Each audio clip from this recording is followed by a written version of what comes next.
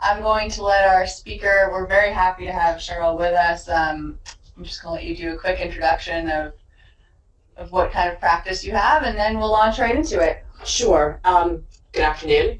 As the sign indicates, my name is Sheryl Dolan. I'm with Bergeson and Campbell here in Washington. I may be confusingly note to say Lynn Bergeson. Lynn regrets she had medical issue come up, so she can't be here today, but she's fine.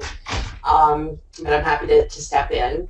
BNC is a law firm here in town. We also have regulatory consulting arm, the ACTA Group, and we concentrate in chemical product regulation, specifically do a lot of work with FIFRA and Tosca and chemical product regulations. So presumably why we were asked to speak today. I've been practicing for since 1991 and I've been with BNC since 2003. So should I just get started? Sure. When I bring up the topic of environmental law in kind of less specialized circles, there are a lot of questions about air and water and waste issues.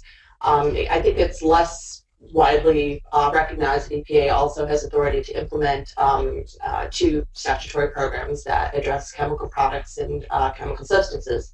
But that, of course, is why we're here today. So, spoiler alert, those statutory programs are under the Toxic Substances Control Act, or Tosca, and the Federal Insecticide, Fungicide, and Rodenticide Act, or FIFRA. We'll be discussing both of these today. FIFRA, as stated, governs the regulation of pesticides, and I will say pesticides are pretty broadly defined under the statute. Certainly they include agricultural chemicals, as noted. I think, what we commonly think of when we talk about pesticides, herbicides, and weed killers or such. They also include products like biocides, your sanitizers, your disinfectants, the things that you might have under your sink or in your bathroom that have claims on them to kill microbes. So those are all included within this same jurisdiction and regulatory program over which EPA has authority. We'll talk a little bit more about what's included in the definition later, but it's fairly broad and provides some challenges as a result. Tosca, on the other hand, as stated here, addresses the regulation of industrial chemicals, and I would qualify that a little bit to say that when we say industrial chemicals, Tosca provides EPA with jurisdiction to regulate really all chemical substances unless they're specifically excluded. So things that are maybe produced in an industrial setting that have a wide range of uses can be used in an industrial setting, used in a commercial setting can be used in consumer products. It could include the dye that's in my blouse, or maybe the component that causes the dye to stay in my blouse and not go down the drain when I do the laundry. So it's very broad. It's really intended to be a catch-all and a safety net to address chemical substances in the marketplace. Basically, something is regulated under Tosca unless it's specifically excluded, and generally speaking, chemical substances that are regulated under a different statutory regime, such as FIFRA, would be what's excluded. Now, this isn't to say that there aren't other regulatory authorities, statutory authorities that govern chemical substances in the marketplace. Far from it. Listed here are some: Federal Hazardous Substances Act and Consumer Product Safety Improvement Act, both of which are administered by the Consumer Product Safety Commission. More specialized focus and has a lot of labeling and warning authority. Federal Trade Commission green guides that address environmental product claims. In California, it should be safer. Are there consumer products regulations that promote reformulation and deselection of more hazardous, perhaps chemical substances in the marketplace. And of course, state consumer protection laws enforced by state attorneys general, and that typically address a range of unlawful trade practices. Tosca and FIFRA, however, are two of the main national programs that comprehensively address chemical substances and chemical products and their potential risks. The other statutory program that I would put into that same bucket would be FFDCA, Federal Food, Drug, and Cosmetic Act, but that's implemented by the Food and Drug Administration, so separate topic for another webinar. Notably, Tosca and FIFRA not only have a series of regulatory, EPA has implemented a series of regulatory requirements that must be complied with, but they also include a variety of pre-market review and approval that give EPA a chance to review and review the chemical product or the chemical substances and the associated risks before the latest, greatest, most problem-solving pixie dust makes it to market. So first we're going to talk about Tosca. Now, I had to come with a prop. I managed to get this by the guards downstairs. They asked me for my ID. They didn't ask me to search my bag. Now, I'll assure you no one needs to call Homeland Security, so please put the cell phones away. But if you wanted to know whether or not what's in this flask poses any risk to anybody in the room, what would you want to know? So, pardon me? Acidity. What's the acidity? Sure. What are its properties? What are its physical chemical properties? Anything else? Who regulates it? Who regulates it? Well, what is it? Yeah. What is it? Let's start with what is it? What's a chemical identity?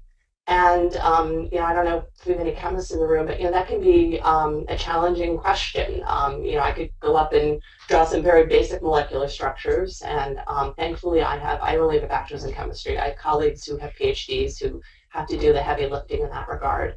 But EPA has a lot of guidance and a lot of thought about how we identify the chemical substance, because it's kind of hard to regulate it if you can't, or even have a conversation about it if you can't identify what it is. Anything else? Sorry, no one told you to be questions, huh? Well, the gentleman asked about acidity. How about just general hazards? Is it toxic, and what does toxic mean? What hazards might it pose? What might we use it for? Because risk is a function of the inherent hazard or toxicity, but also exposure and how we might be exposed to that chemical, how it's going to be used. So something that maybe is going to be used on site in an industrial facility, maybe something that's used as an intermediate to produce a different chemical substance that isn't going to have widespread exposure to people, it isn't going to be released to the environment. We may be a little bit less concerned about that, whereas, again, the dye in my blouse, where I'm going to have a lot of dermal exposure, or, that's going to have more contact with the general population, or that's going to be released down the drain and go out and, hopefully be managed by wastewater treatment, but could be released to the environment, that, presumably is where we should be focusing more attention. So, what are the hazards? How is it going to be used? And, I think what you would want if you're going to design a statute is something that asks those questions, that and has the authority to ask those questions. So has the authority to require information reporting, because how are we going to know anything if we don't have the information as a starting point? And then once have the information and able to assess it, perhaps a statutory authority that has the ability to require testing, fill in those information gaps. We want, I would imagine, a regulatory authority that, if it found risks, had the ability to restrict those risks, and maybe the ability, ideally, to restrict those risks before a chemical substance goes out into the market for the first time, but also authority to regulate those risks if they're identified for something that's already in the marketplace. And clearly that's, in the case, if it's posing an imminent hazard, something you'd want to have authority to be able to address quickly. Fortunately, there is a statute in place that has many of those protections. We can argue whether it's adequate later in the conversation. But let's do a brief history lesson, very brief. Tosca was passed by Congress in 1976, so we're approaching the 40th anniversary. There was I don't know how many in the room were around in the early 1970s, or maybe who will admit to it. I was around. I have to admit I wasn't precocious enough at that age to be following these issues. But there was a growing concern at the time about the effects of chemicals in the marketplace. on human beings and on the environment. I think, as I recall, read include concerns about mercury, about metals, about a range of organic chemicals in the marketplace, PCBs and vinyl chloride, and a host of others. So in 1971, CEQ released a report. They were studying this issue. That made those basic points. Look, there are a number of chemical substances going into the marketplace. Some of them can pose significant issues to human health and the environment. And there really, at that time, wasn't adequate existing legal authority to address those chemical substances and the risk they may pose. We had existing authorities to deal with more specialized areas, pesticides, food, drugs, and cosmetics, but nothing that was sort of a safety net to catch everything else. So that report and the conversations that followed and the politics that followed resulted in the passage of Tosca in 1976. As stated, Tosca has jurisdiction over chemical substances. Now, chemical substances are defined as, and I'll read, an organic or inorganic substance of a particular molecular identity. And the definition goes on a little bit, but for those who maybe chemistry is a past distant memory, bad memory maybe, that there's one divider in there, organic or inorganic. I mean, clearly organic are your carbon-based molecules and inorganic not. Of a particular molecular identity becomes important in a variety of interpretations. The definition includes, among other things, DNA. So where we have modified microorganisms, for example, EPA's jurisdiction over those that are defined to be new before they go into the marketplace. So that's just one of many kind of interesting interpretations of chemical substance that helps define EPA's jurisdiction. Excluded from the definition are a list of substances, again, that typically are regulated under other authorities or regulated under authorities at the time Tosca was passed. It include pesticides under FIFRA, food, drug, and cosmetics under FFDCA, and a couple other categories, specialist categories, tobacco, nuclear material regulated under the Atomic Energy Act are examples.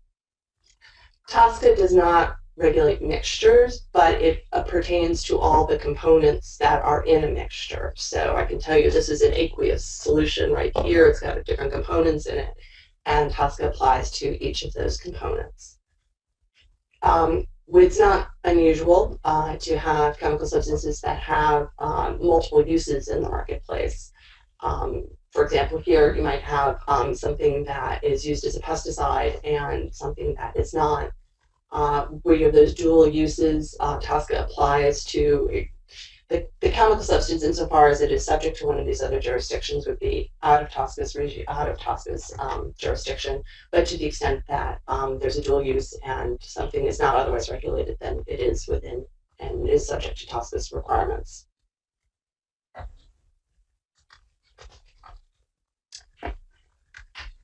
There were a number of goals when Tosca was passed that Congress was seeking to achieve, and I think these are very topical now as Tosca is up for renewal or reauthorization on the Hill. There's bills pending as we speak that are being reviewed. Certainly to encourage industry to develop data. At the time Tosca was passed, I think certainly much less known about the chemicals in commerce than there is today, and certainly.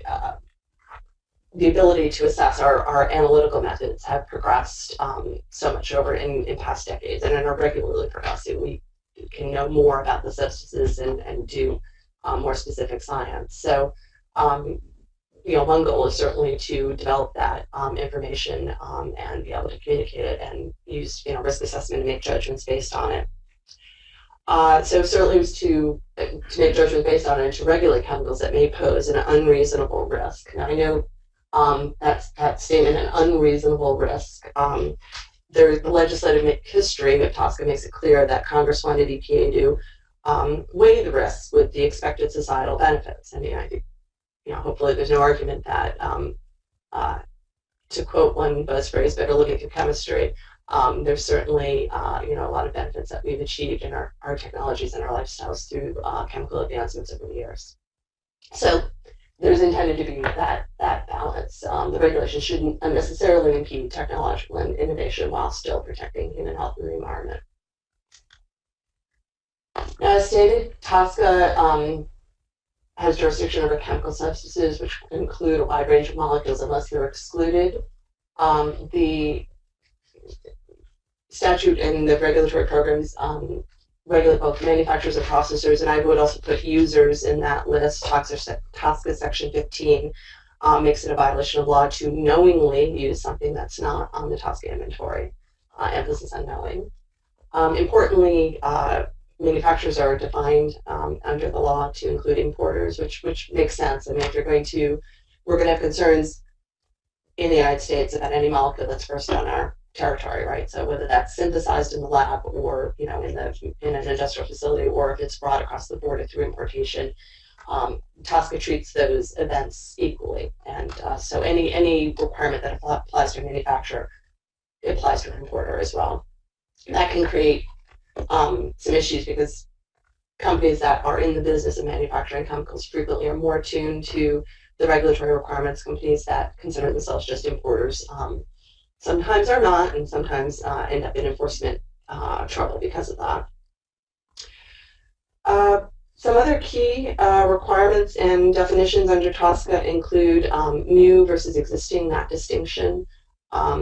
In the years that immediately followed the late 70s passage of Tosca, EPA, as directed, built the Tosca Inventory of Chemical Substances in Commerce.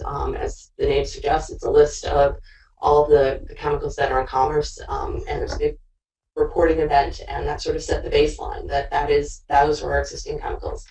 That's important because Tosca gives different authorities to EPA over new chemistries versus existing chemistries. I think there was an economic reality in that when the law was passed. There's also some argument that things that are already in the market we already have experience with, and hopefully have some knowledge about the potential risk. But certainly, if something is new, we want to assess that to make sure that it's not going to pose a new harm to humans or the environment. There is a process there under Tosca Section 5, which we'll talk about, to assess new chemistries as they come into market, and if they pass through that review and are not restricted or regulated, they can go on to the Tosca inventory, and they go from being new to being existing. So at this point, and I just know that final number, I didn't do the research, but I think that's about right. We should have about 86,000 chemicals on the Tosca inventory right now. Those were the original inventory, and those then that have been added. And that isn't necessarily all chemicals in commerce, because there's certainly, there's some that are exempt from having to be included, but that's a pretty reasonable number.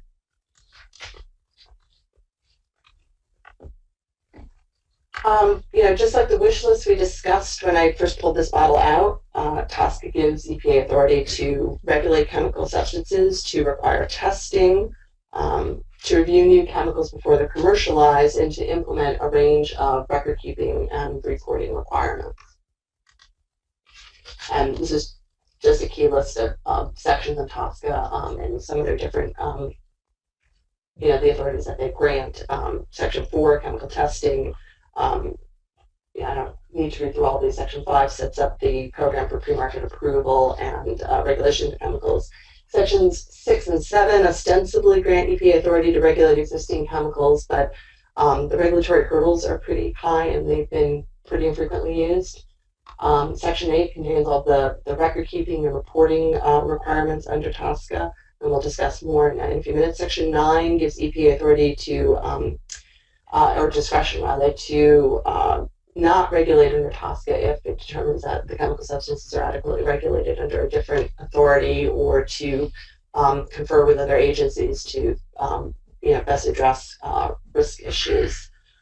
Section 14 addresses the standards related to confidentiality claims and information disclosure, which is important when we're dealing with innovative new technologies. And under Section 26, any action that EPA may take for an individual chemical substance, it can also take for a category of chemical substances that have some commonality. So if they have similar properties or similar uses or some other similarity. EPA can regulate on a category basis. All right. Okay, good. I got little markers in here to make sure I'm on time. Let's first talk about Section 8, which is information gathering. Sort of the first step in any analysis, what do we know? Do we have the information that we know in order to make decisions? So this is often, a first step, logically, and certainly the first step for EPA under Tosca. Tosca Section 8 authorizes a range of record-keeping reporting requirements. One example that's listed here is the Chemical Data Reporting Rule, or CDR. Under CDR, manufacturers every 4 years for chemical substances on the inventory, excluding some, including polymers, that are produced above the 25,000 pound threshold, have to report a range of production and use information that EPA then uses in its assessments and has available to it. I think this is, I'm going to point out regrettably a couple typos, that second 25,000 should be 2,500 pounds if the chemistries are, if the chemical substances are subject to certain regulations, which again makes sense. If EPA has flagged a reason to be concerned about a chemical substance, then it wants more information at a lower production rate. Other information gathering requirements under Section 8 include any person who manufactures, processes, or distributes a chemical substance must immediately notify EPA if it obtains substantial risk information. This is under Tosca Section 8E, and a lot of guidance and experience on what constitutes substantial risk. There's some exemptions for things that are well known. If there's a chemical exposure and people get seriously ill, if that's on the safety data sheet and is widely recognized as a symptom of that exposure, then that would not qualify as substantial risk. If it's not, very likely it would. Also, companies are required, without proof, but just for allegations of adverse effects, to have a process in place to record those allegations and to keep those files, and then EPA has the authority to request that information if it wishes to do so. And under Tosca Section 8D, EPA can require companies to submit existing or ongoing health and safety studies. So again, these are all, you can imagine, data points that EPA would find useful in its risk assessment processes. The chart kind of gives a nice visual of what these different record-keeping, more to the point, reporting requirements are. I think the one perhaps that I haven't mentioned yet is PAIR, Preliminary Assessment Information Rule, under 8A. This tends to be a rule or authority that EPA uses in the beginning if it's assessing a chemical substance that has some concerns over. Historically, it's tended to be a narrower rule, usually about production information, and by virtue of the fact that you're reporting who's making it, quantities and chemical identity. There was actually, though, a PAIR rule proposed this spring. The comment period was supposed to close this past Monday, and it's now been extended another 30 days. This is for chemical substances produced predominantly at the nanoscale level. So again, for folks for whom maybe math is a past and unfriendly or distant memory, nano is 10 to the negative ninth of a meter. A nanometer is 10 to the negative 9. According to EPA, human hair is somewhere in the range of 80 to 100,000 nanometers. So I don't know, I can't chop up a human hair mentally into 100,000 pieces, but you get the point, it's small. And nanotechnology is an area of science that has been, I don't know if we can say emerging, it's really here for many years now, and has been pursued because chemical substances sometimes have different properties when they're at that much smaller scale, and clearly, new properties can mean new uses, new benefits, but new properties can also potentially raise questions about whether or not there are new hazards associated with it.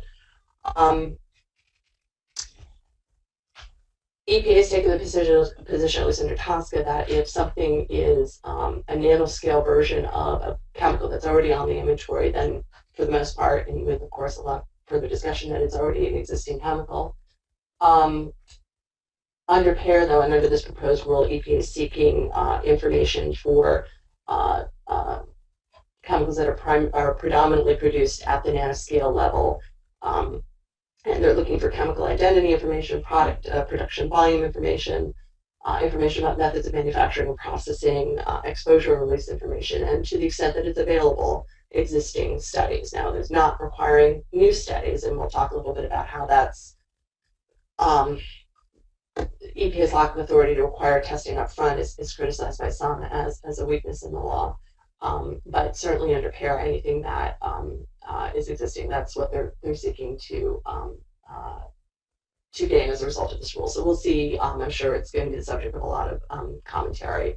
There are a lot of different pieces of this proposal, but once that is in final, then manufacturers would have 6 months, as I recall, to report, and it would be information pertinent to activities in the prior 3 years. But that's, this is an area that EPA has been working very hard to figure out, both under FIFRA and Tosca, how to manage, how the risks may be different for nanochemicals if they are, and again, how do you assess that if you don't have the information? So that's what this proposed rule is seeking to elicit.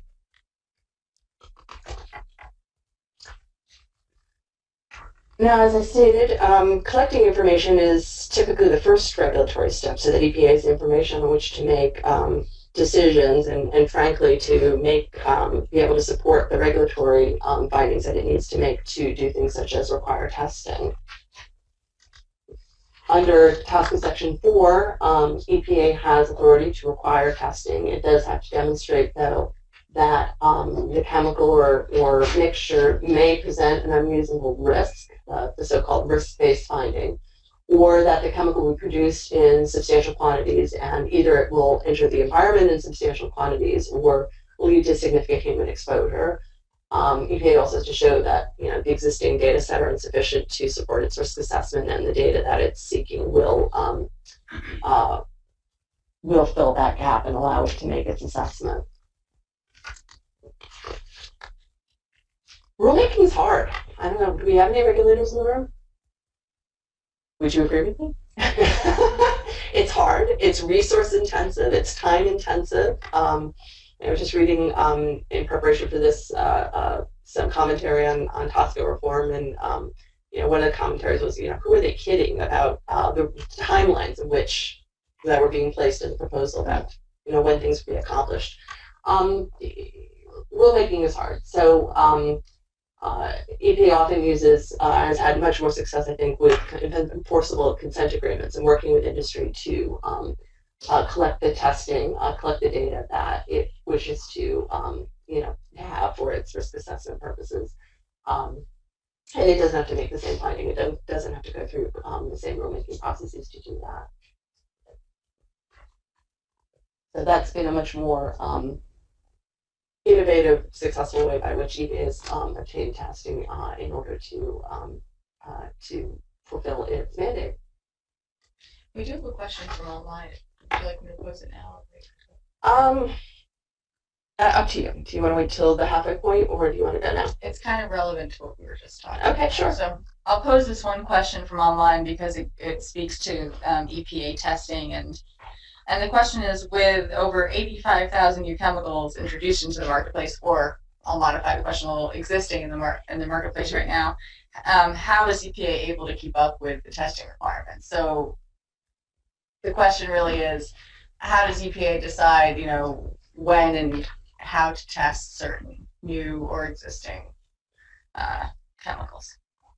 Sure. Well, the new ones are easier, right? So when EPA receives, and we'll talk about Section 5 in just a second, but there's a requirement before a new chemical, meaning one that isn't on the inventory, goes to market, and assuming it's not otherwise exempt, that it must submit a pre-market notice to EPA, known as a pre-manufacturer notice, at least 90 days before that chemical substance is produced for a non-exempt commercial purpose. There's no upfront testing requirement for new chemicals. As a result, EPA frankly has gotten to be very good at structure-activity relationships and estimating and modeling chemical properties of chemical toxicities.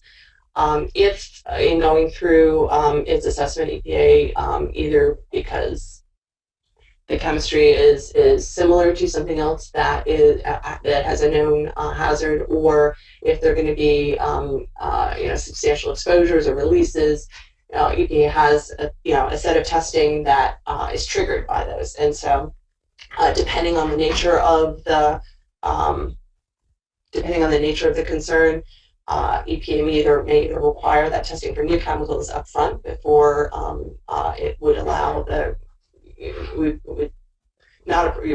ban the chemical basically until that testing is addressed, or it may engage in a consent agreement with the submitter, under Section 5E, and maybe set a trigger. I mean, there are a number of different mechanisms. Either the testing can be required up front, or it can be required before a certain production level is reached, possibly with other restrictions to address the possible risk concerns.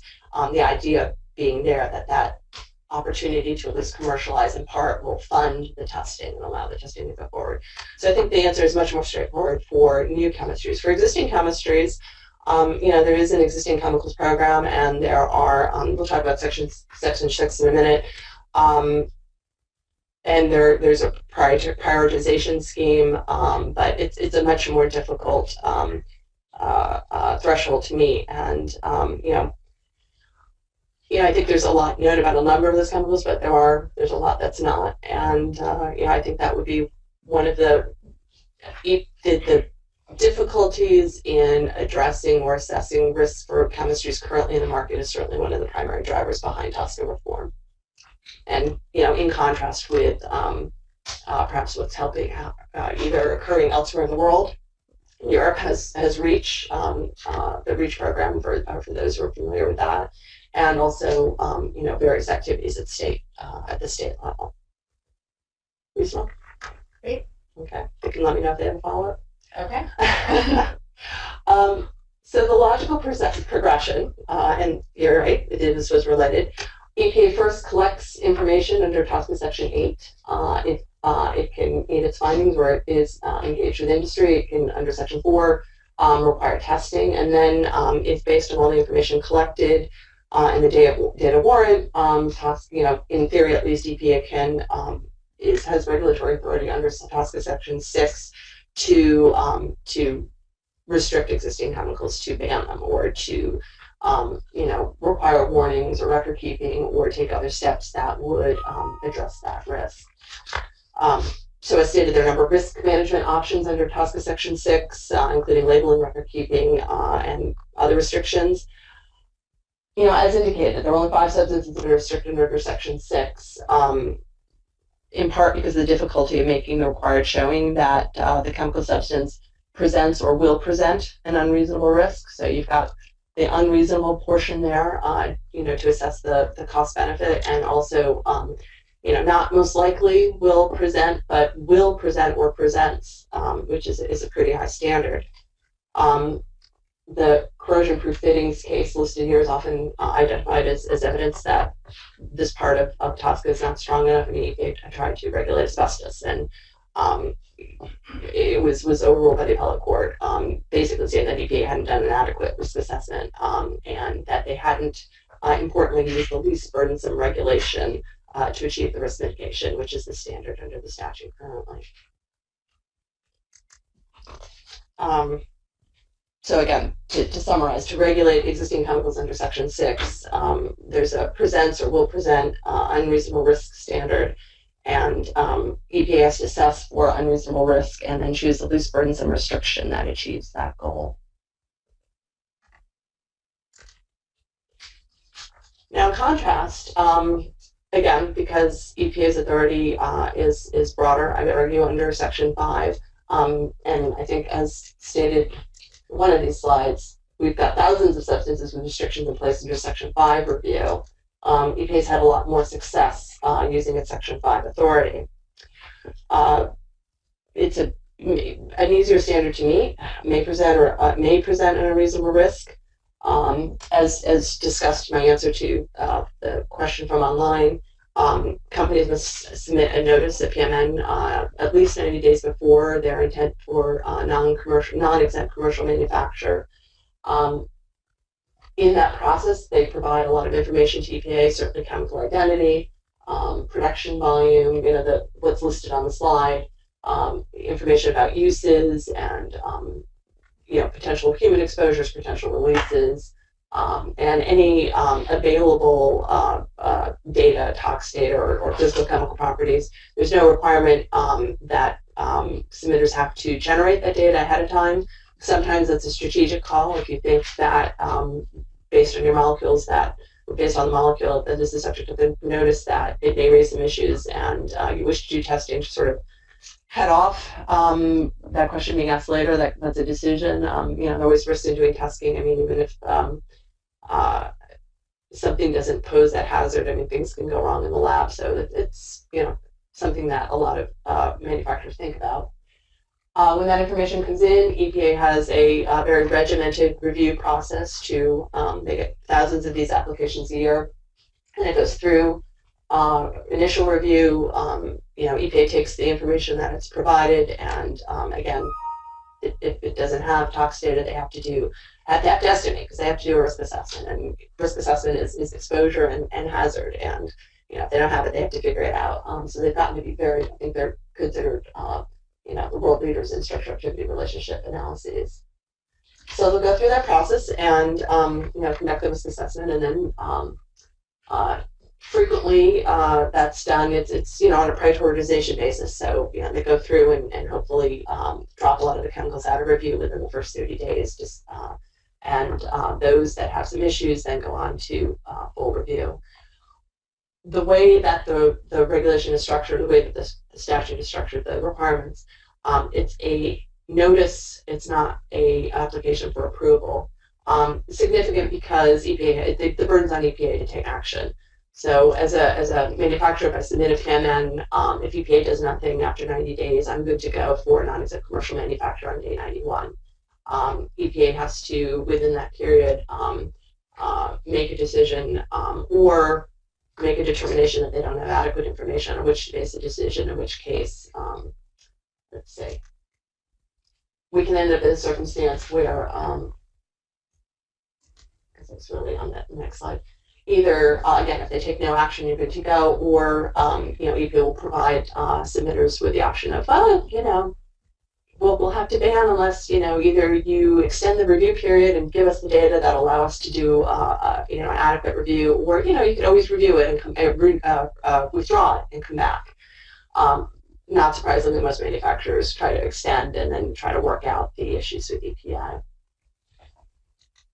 So you can end up with, in one of a few situations, either the chemistry is allowed to go to market, or it's allowed to go to market with restrictions, or it's held up and can't go to market until certain restrictions are met, or EPA takes steps and ban it.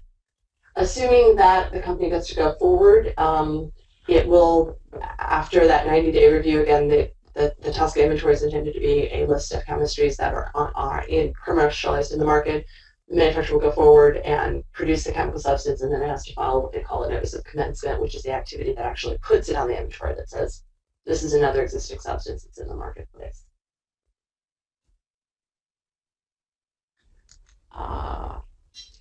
If EPA has concerns and wishes to restrict the activity of the PMN submitter, it may negotiate a Tosca section or a consent order under Tosca section 5E. Those, it's an agreement, an enforceable agreement, and typically designed. We can have many different terms, but typically designed, of course, to address the concerns or the concerns that EPA has about gap information. So it can impose a wide range of requirements. It can range from things that seem almost duplicative of what OSHA requires in terms of hazard communication and occupational exposure protections to requiring testing, again, sometimes up front, sometimes after a certain production threshold has been reached. It can, within 40 CFR Part 721, there are a number of standardized language that can be used for both in the 5E context and in the accompanying SNRs, which we'll talk about in a minute, that can restrict releases to the environment, that can address the whole panoply of potential concerns. And I think that's another typo. I think that's supposed to be Tosca Section 5F. If EPA has a concern and it wishes to ban the substance before it can act under Section 6, it has authority under Section 5 if it's concerned that substance presents or will present an unreasonable risk. Okay, SNRs, significant use rules. For a new chemical, in particular, once it's gone through review, if it raises concerns with EPA and EPA negotiates with that submitter the restrictions that are memorialized in a consent agreement, that agreement is only going to apply to the manufacturer. And the manufacturer will go forward and put the chemical and substance on the TSCA inventory. It's now there. Once something's on the inventory, it's an existing substance. Anyone can manufacture or import it for any reason unless there's a restriction. So EPA typically will then promulgate a significant new use rulemaking process, codified in Part 721, or a SNR, because of course we have to make abbreviations of everything in this town, and it is easier to say than significant new use rule. And that will mirror the consent order and apply all the requirements that were in the consent order to everyone else in the marketplace. Significant new use is sort of a constrained or strained definition that I can say some clients have a hard time with at first. It's really the restriction that addresses EPA's concerns. So a lot of people want to think about use as a use. You're using it as a dye. We don't want it to be used. I think another application. So that would be a use. But in fact, EPA can define in the consent order and then in the SNR a significant new use as any use that results in a release to water, or any use that would involve production without appropriate personal protective equipment or appropriate or specified engineering controls. So again, it's sort of a different way of thinking of use, but it's really a way of taking the statutory language and being able to apply the restrictions that EPA has identified in order to address the risk concerns. SNRs are companion to a 5E. They can also be applied for existing chemicals.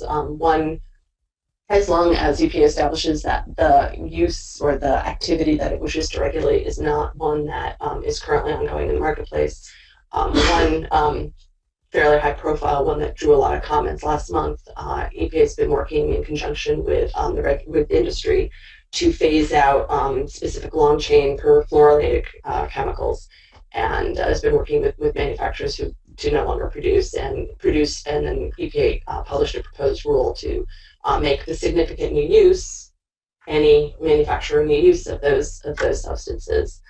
So again, kind of a different take on the concept, or that certainly the Webster's definition of use.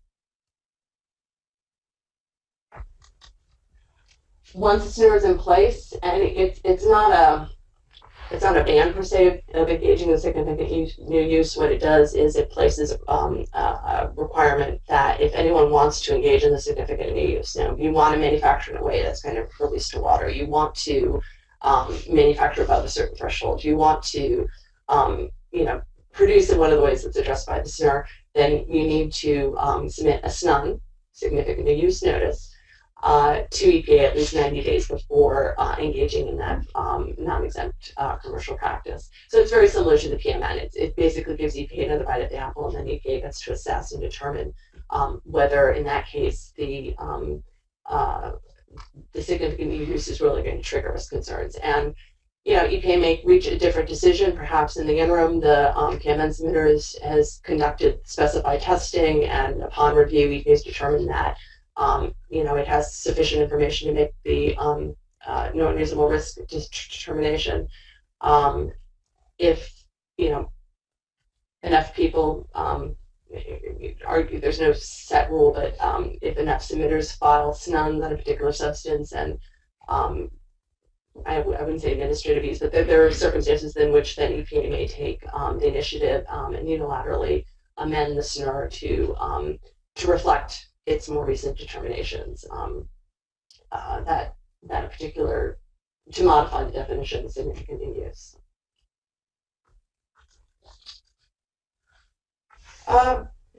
There's been considerable criticism of Tosca.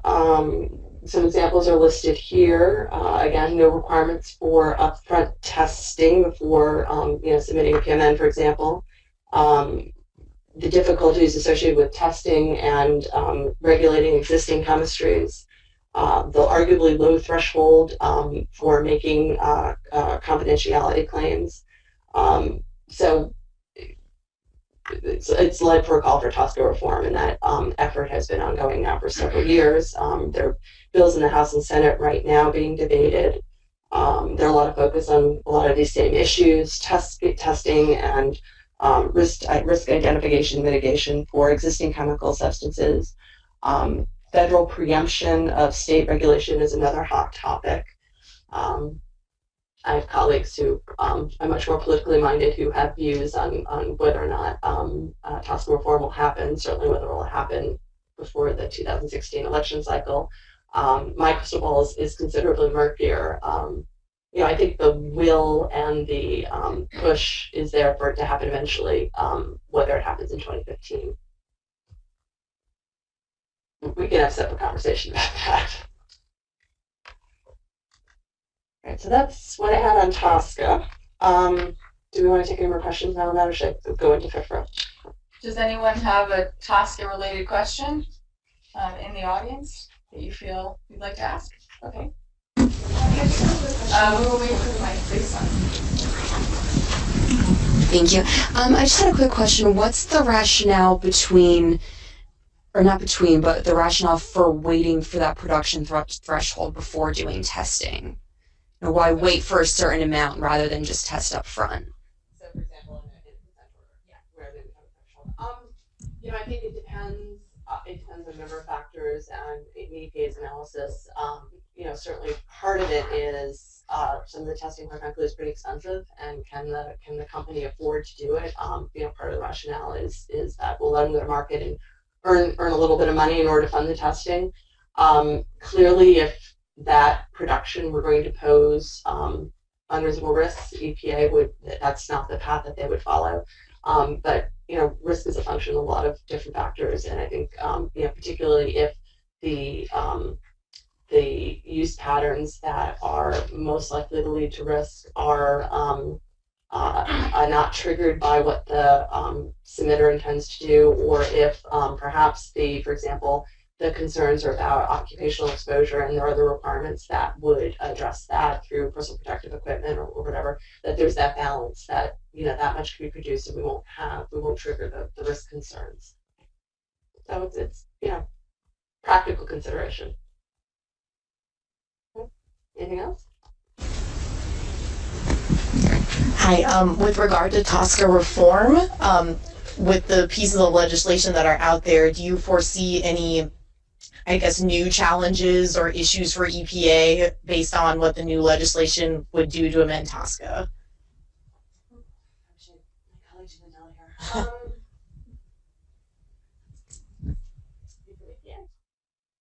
You said you're a regulator.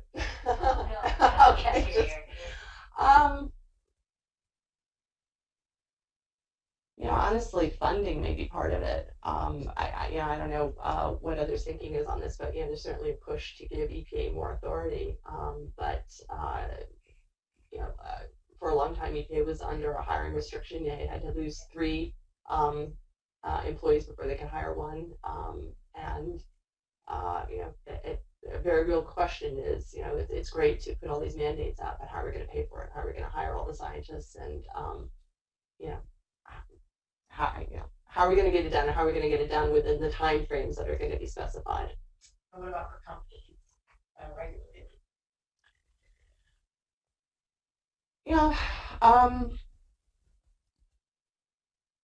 think it depends. I mean, certainly in the global marketplace, there's more and more testing and data required. So, certainly companies are adding that to their bottom line and considering, even today already, coordinating testing and planning strategies so that they can meet the requirements of multiple jurisdictions. So I think, I'm not sure that, reasonable testing for, larger companies, and we won't get into small business concerns, could be managed. Maybe depends on where they come out on preemption. Companies certainly don't want to have to deal with 50 different sets of requirements throughout the country. But, it's a very contentious issue, so we'll see how that shakes out. Hi, you mentioned that the Tosca wouldn't really regulate the amount of the chemicals if they were mixed with others. They'll regulate them individually. Which organization really regulates the compounds that necessarily mix in the environment, or when they're manufactured are mixed? Is there an organization that does Well, that? to be clear, I mean, EPA has authority over each component in mixture. So that isn't to say once it goes into the mixture it doesn't have authority. Absolutely. I mean, it's just that it's looked on an individual basis. So in terms of releases to the environment, if there's a restriction on only 1% of this, that it can't go down the drain, that means that the whole product can't go down the drain. So that isn't to say that mixtures are outside of Tosca. It's just that they're not separately regulated. Now, there are other, some of the other regulatory authorities that we talked about earlier that can be more focused on the particular use and regulate the whole product. So for pesticides, for example, if you'll permit me to use that as a segue, FIFRA sets the legal framework for the regulation of pesticides, and I'll just set forth, because I think sometimes people are surprised by the breadth of the definition. I frequently hear from clients, oh, well, my product doesn't kill anything. It's not a pesticide. It's like, well, a pesticide is any substance, if you'll let me read again, any substance or mixture of substances intended for, and I love the verbs, preventing, destroying, repelling, or mitigating any pest. And then a pest in turn is any insect, rodent, nematode, fungus, weed, or any other form of terrestrial or aquatic plant or animal life, or virus or bacteria or other microorganism. You're getting a trend here. Except for viruses, bacteria, or other microorganisms on or in living man, not a PC statute, or living animals, for which the jurisdiction is with FDA. So it's pretty broad. I mean, anything that has really an effect on a living entity, I would at least look at to see if it might be subject to FIFRA. So again, that would include, I'm trying to think of some other products I did mention earlier. Certainly insect repelling is one of the verbs. So the insect repellents, the mosquito repellents that I'm spraying on my kids before they go off to camp is regulated under Tosca. I mean, FIFRA, excuse me. Gotta get out of my Tosca frame of mind.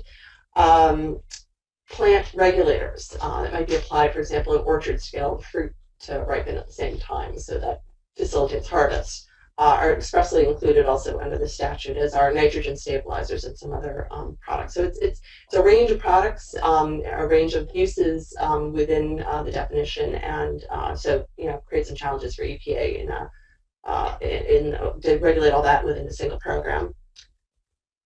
The federal government has regulated pesticides since arguably Federal Insecticide Act of 1910.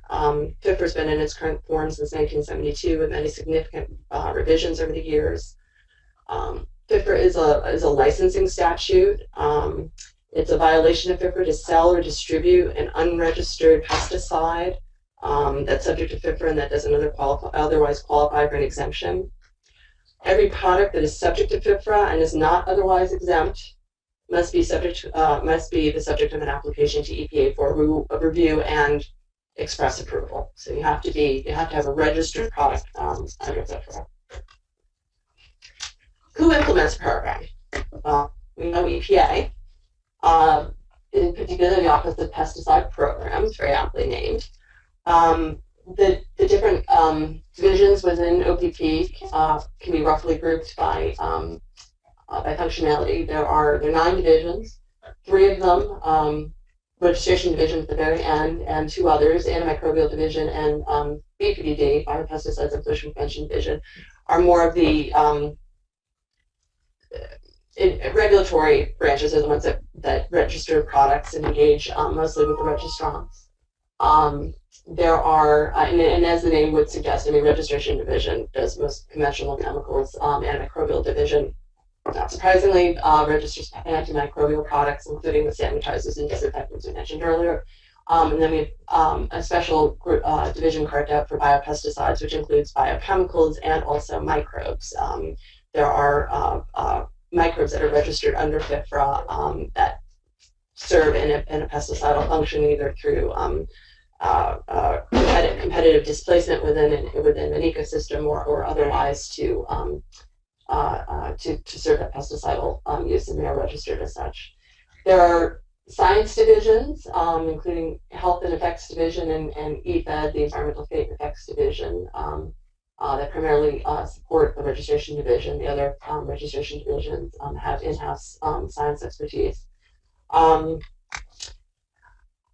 The statutory standard directs that EPA this decision under FIFRA, there's no unreasonable adverse effects on the environment, which is defined as EPA has to reach a decision that the pesticide product poses no unreasonable risk to man or the environment, taking into account economic, social, and environmental costs and benefits of using any of these products. All that cost-benefit work is done in B, the Biological and Economic Analysis Division. And then we also have field and external affairs that deals with a lot of rulemaking, amongst other things, and communications externally, internally as well, and the information technology resources, as you imagine. Deals with their IT needs. And this is a very data and information driven area of regulation. So having good IT systems is really pretty critical. And thankfully, a lot of the funding that EPA has received in recent years, particularly through PRE, have gone to improve those systems.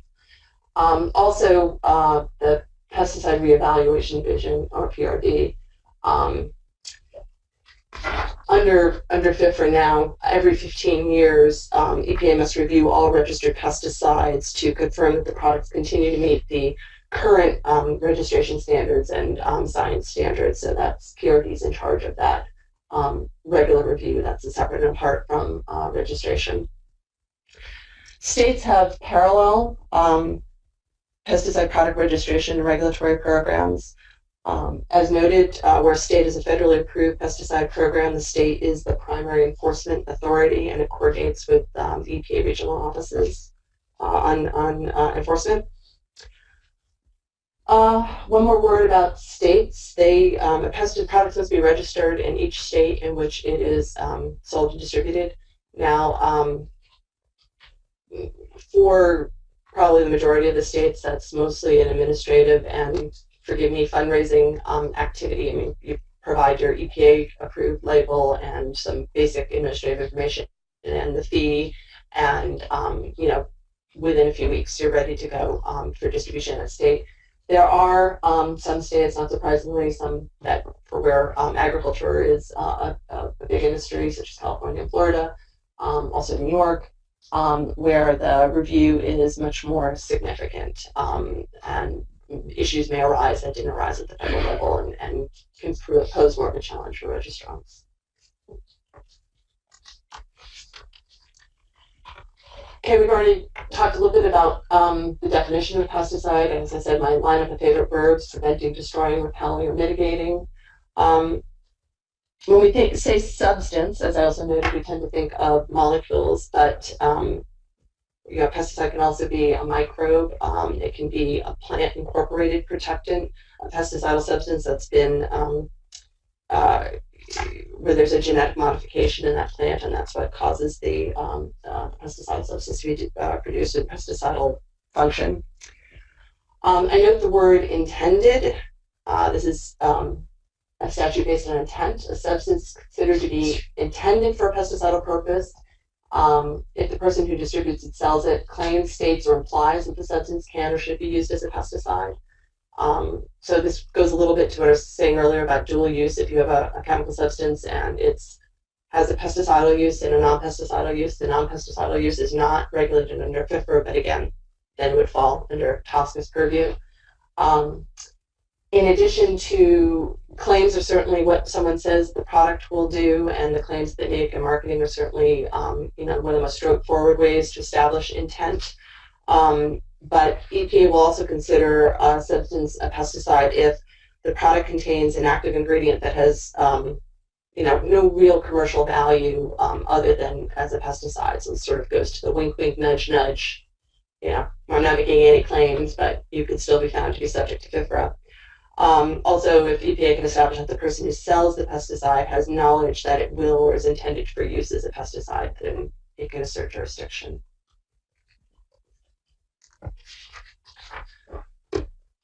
Under FIFRA, EPA has jurisdiction over a wide range of products.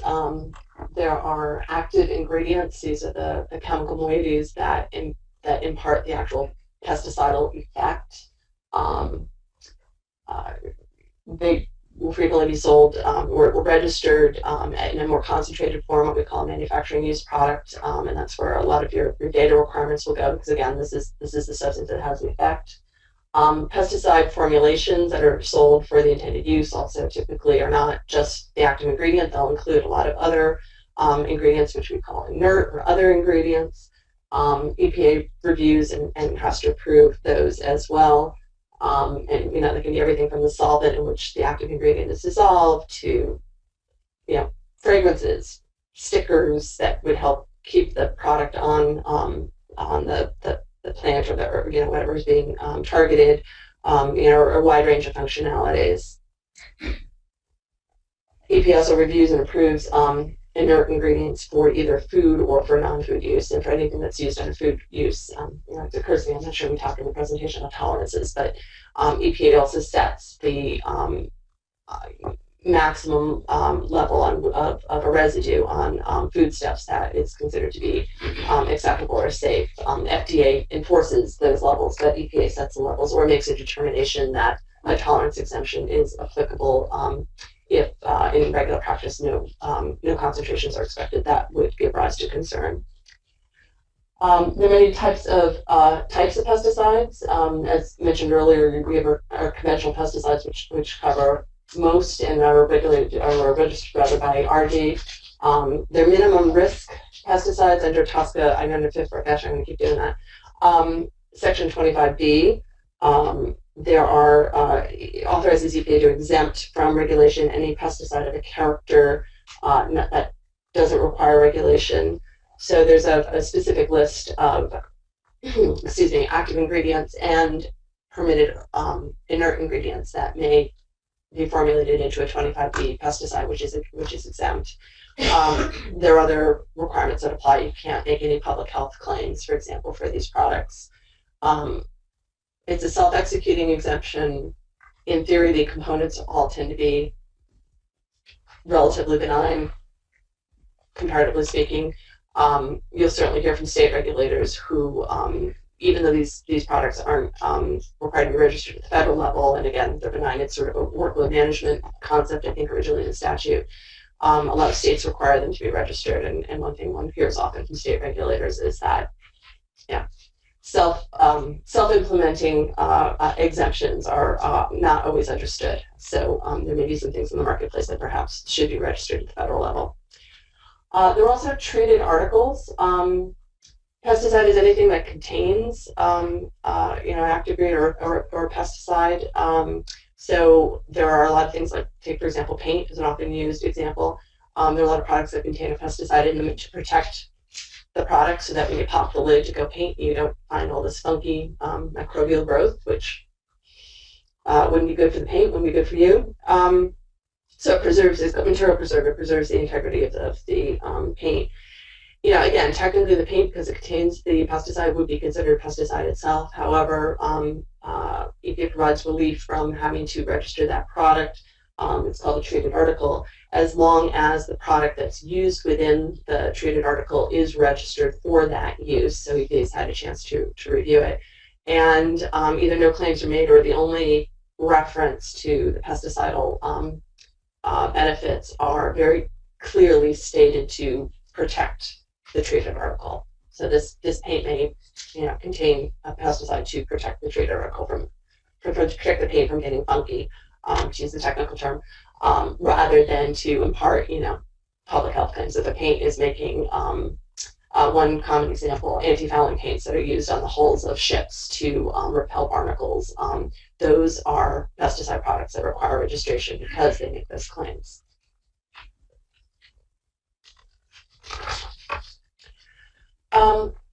So again, some basic concepts rather, as part of the FIFRA regulatory framework.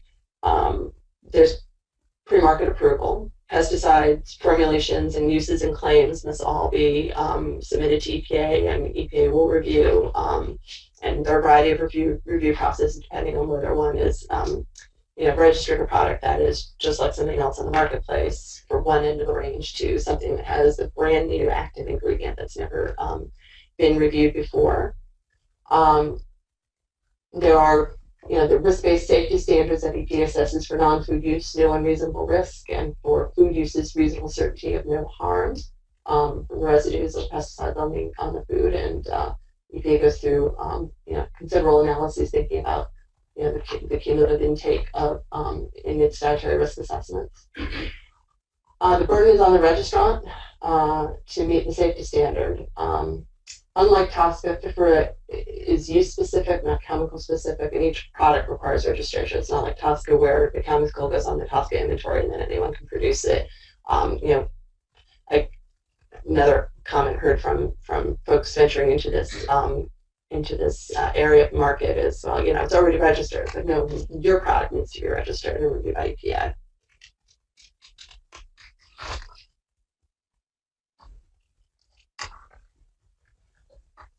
To determine, or rather to demonstrate, to allow EPA to determine that the product meets the applicable safety standards, the registrant must develop considerable and submit considerable data. And this is often a subject of discussion with EPA, because even though there's considerable regulations and considerable publication about what's required to support a registration, one size or even multiple sizes, because there's one set of data requirements for conventional pesticides, another for antimicrobial, another for biopesticides.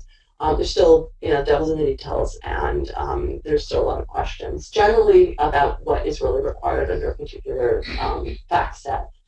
Generally speaking, the data requirements are set forth in Part 158, 40 CFR Part 158, and the information required is, as you would imagine, first of all, what is it?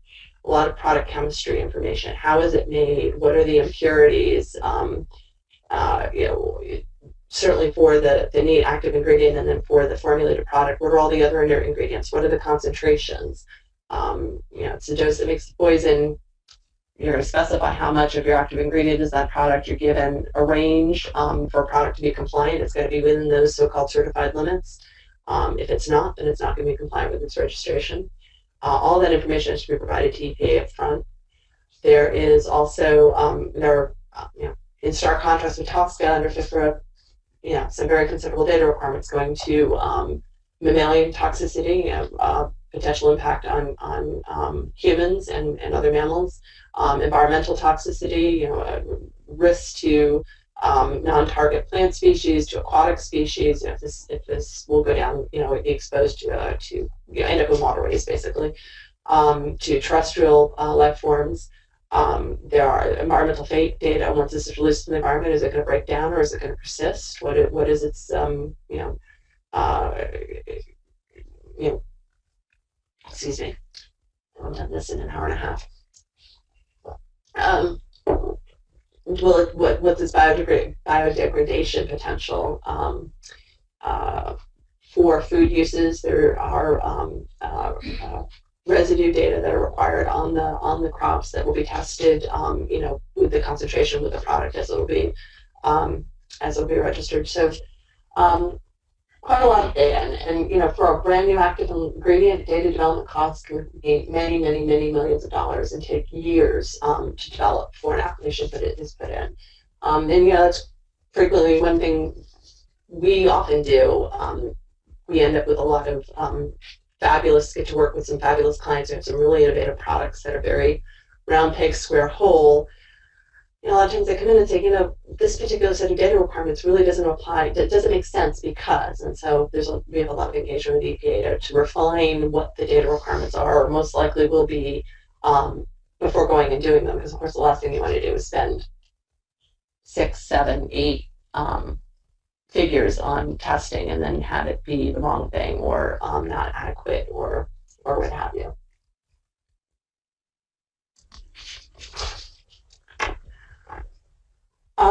After spending a lot of time and money and ingenuity in developing products and data, there are certain protections under FIFRA for that investment.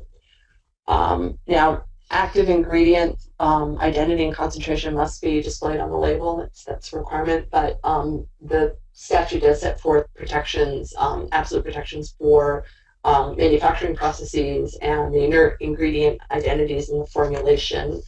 Those are at least currently protected. There's certainly been some discussion and push for disclosure of inert ingredients. A lot of times companies feel that part of their intellectual property is that exact mix, so that's certainly subject for discussion.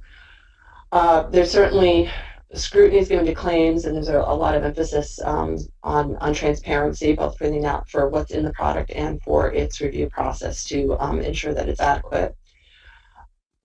For a fairly recent, within last few years, related to confidentiality, for all new pesticide active ingredients and first food uses, also first outdoor uses, and first residential uses, EPA places its risk assessments and proposed decisions in a public online docket and makes them available for a comment period. Certainly the advent of the internet, as in all things, has made the most regulatory processes much more transparent. Certainly made the information much more accessible. FIFRA also establishes data compensation scheme, which is very important. Again, companies have gone through a lot of effort to develop the data to support their products. So under FIFRA, data that are developed for new active ingredients are given a 10-year period of exclusivity. That means no one else can rely on those data. If they want to enter the market in that period, they've got to go repeat it and do the data themselves and submit it to EPA. Non-exclusive data, so data that fall outside that period, or if the active ingredient is not new and has been in the market for a while. Non-exclusive data may be cited, but if the data has been submitted less than 15 years ago, the submitter, the registrant, or the applicant that is seeking to cite those data must make an offer to pay to the data owners. The way that FIFRA, I think, very smartly was set up to take EPA out of the middle of that discussion. So it's basically a regulatory concept that's based on transparency and notification. The registrant or the applicant will make a certification to EPA that has made all requisite offers to pay, and EPA can request certainly evidence of that if it wishes. But then the idea is that those notices are given to the data owners, and then it's up to the applicant and the data owner to work out in binding arbitration as provided by the statute what the data are worth and what the follow-on registrant will pay to the data owner in order to be able to make use of those data that are in EPA's files. Just trying to think if there are any other pieces of that data comp. So, and that allows EPA then to rely on the data in its files and rely, hopefully on the reviews that it's already done in order to register those follow-on products. So, not uncommon for, on the date one day after data fall off the period of exclusivity for more applicants to come in to register those products. If FIFRA were reduced to a single maxim, it would be the label is the law. EPA implements all of the regulatory decisions that it makes primarily through product labeling, and there's a lot that goes into a label, a lot that's required. It includes the approved uses, the approved use directions, the approved crops, the approved use sites, any applicable, engineering controls, personal protective equipment, restricted entry intervals, period immediately after the application, during which someone cannot enter that application site, and other requirements and restrictions that are pertinent to the product's use. Every label is required to make the following statement: it's a violation of federal law to use this product in a manner inconsistent with its labeling. So again, the focus is all on the label, and EPA there's a lot of mandatory sections with very tightly prescribed wording that once EPA, the label is every applicant will submit a label, but once EPA has completed its review, kind of going over the label, making sure that it meets EPA's requirements is the last step, and it's very closely reviewed, and once a registrant has its label, the best rule of thumb is to make no changes to that label unless you run it through EPA. There are, of course, exceptions to every rule, but that's the best operating principle because it is a very tightly regulated document. And of course, that label must be securely attached to every product that's distributed in commerce.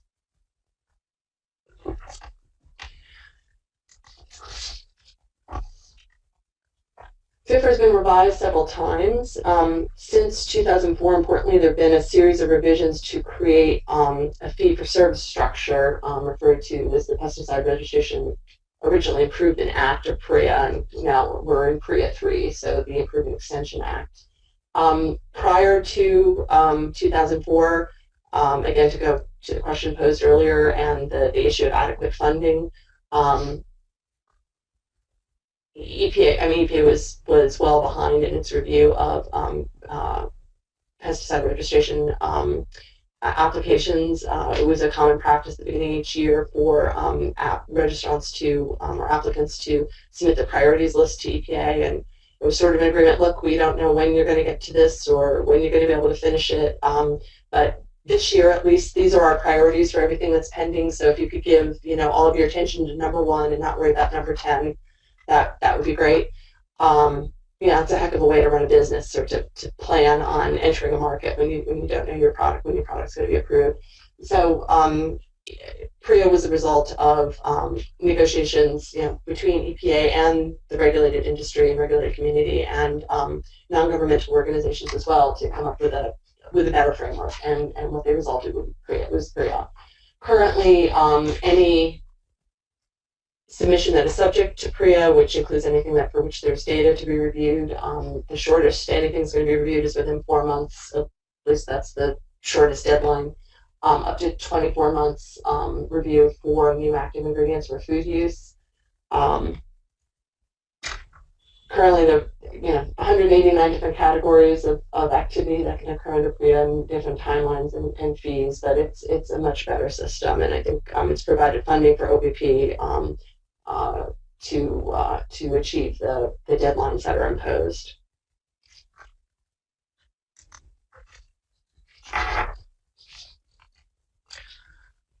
One theme under FIFRA is for EPA generally is to promote safer, reduced risk pesticides. This is encouraged through a variety of incentives. If you can demonstrate your reduced risk showing or meet the criteria, you are eligible for reduced fees and expedited review periods. That's embedded actually within PREA. EPA has dedicated resources set aside for these reviews. As we discussed earlier, of course, minimum risk pesticides for those that qualify are exempt from regulation, so that's another area arguably in which safer reduced risk products are promoted. Then there's also the creation and the focus on biopesticides, which as a class generally are considered to pose certainly not no risk, but reduced risk, and accordingly their data requirements and the associated costs are lower because there's supposed to be a correlation between the fees charged and the level of effort required to review the data that support the registration.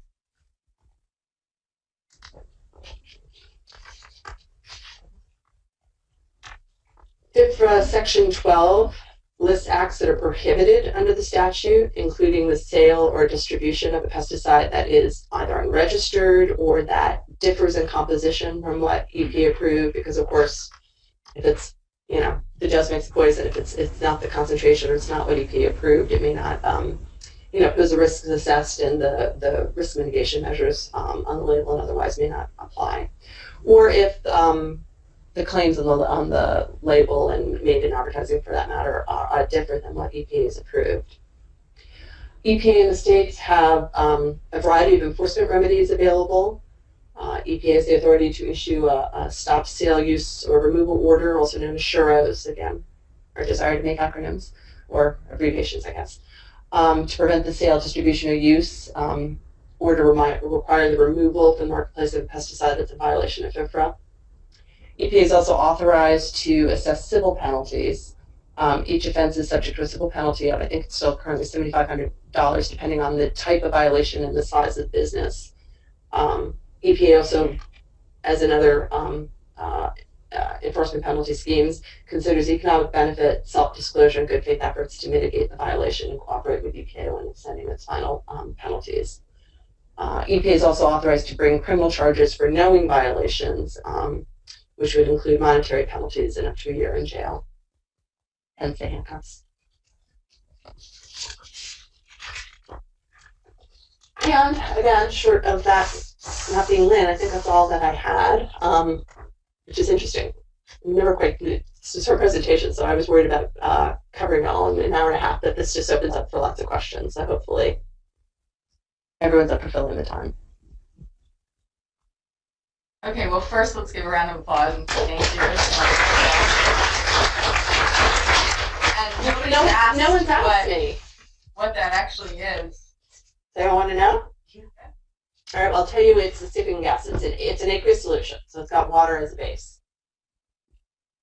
One of the components is, and I couldn't even, with my meager bachelor's, pronounce the name, so I'll say it's a hydroxymethyl oxane triol. Sounds interesting. Hopefully not too high a concentration. It also has 2-hydroxy-1,2,3 propane tricarboxylic acid. Okay, so is anybody who's Googling at home or in the office able to tell me? I'll repeat that.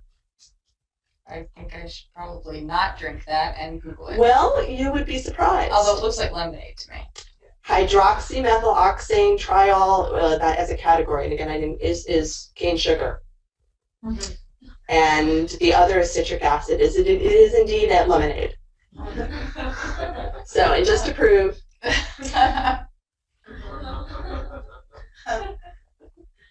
There we go. Okay. Any other questions? Sorry, I don't think you get your thoughts on Okay, thank you. I wanted to get your thoughts on confidential business information. Mm-hmm. So one of the remedies for that has been proposed is like a slow release, so an expiration date almost for some of this. Do you think that's viable, feasible? Will industry go for that? I haven't talked to clients about that specific question. I think it, as with everything else, it depends. I'm sure it can't be an absolute. There's certainly circumstances in which companies even will put something on the confidential inventory and then later decide. And there is a confidential portion of the Tosca inventory that one can put one's chemical substances on. At the time that one does so, one has to at least provide information to establish the basis for that need.